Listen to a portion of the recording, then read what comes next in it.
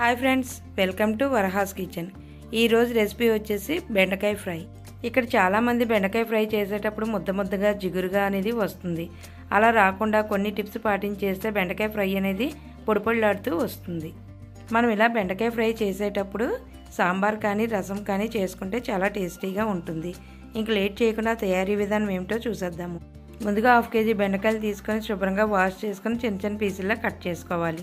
ఇక్కడ బెండకాయ ముక్కలు అనేవి మరీ పెద్దగా మరీ లావుగా అనేది కాకుండా వీడియోలో చూపించిన విధంగా మీడియంగా కట్ చేసుకోవాలి. ఇలా బెండకాయలన్నీ ముక్కలుగా కట్ చేసుకొని రెడీగా పక్కన పెట్టుకోవాలి. తర్వాత స్టవ్ మీద కడాయి పెట్టుకొని 2 టేబుల్ స్పూన్ ఆయిల్ వేసుకోవాలి. వేసుకున్న తర్వాత 1/2 స్పూన్ ఆవాలు, 1/2 స్పూన్ జీలకర్ర, 1 స్పూన్ గుండు మినపప్పు, 1 స్పూన్ పచ్చిశనగపప్పు వేసుకొని వేయించుకోవాలి.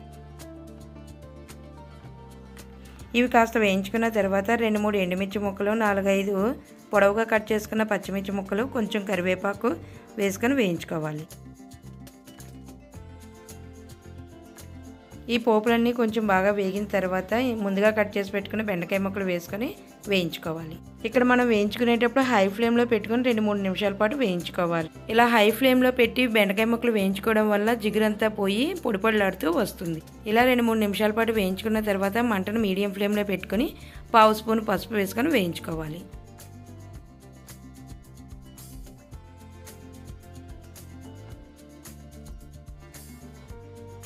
ఈ బెండకాయ ముక్కలన్నీ బాగా వేయించుకున్న తర్వాత రుచికి తగినంత సాల్ట్, 1 స్పూన్ కారం వేసుకొని మరలా ఒకసారి కలుపుకొని వేయించుకోవాలి. ఇలా బెండకాయ ముక్కల్లో ముందుగా సాల్ట్ అనేది వేస్తే పొడిలాడుతూ రాకుండా ముద్దగా వచ్చేస్తుంది. లాస్ట్లో వేసుకుంటే పొడిలాడుతూ బెండకాయ ఫ్రై అనేది బాగుంటుంది. ఇలా మీడియం ఫ్లేమ్లో 5 మినిట్స్ పాటు వేయించుకున్న తర్వాత స్టవ్ ఆఫ్ చేసుకొని సర్వ్ చేసుకోవడం.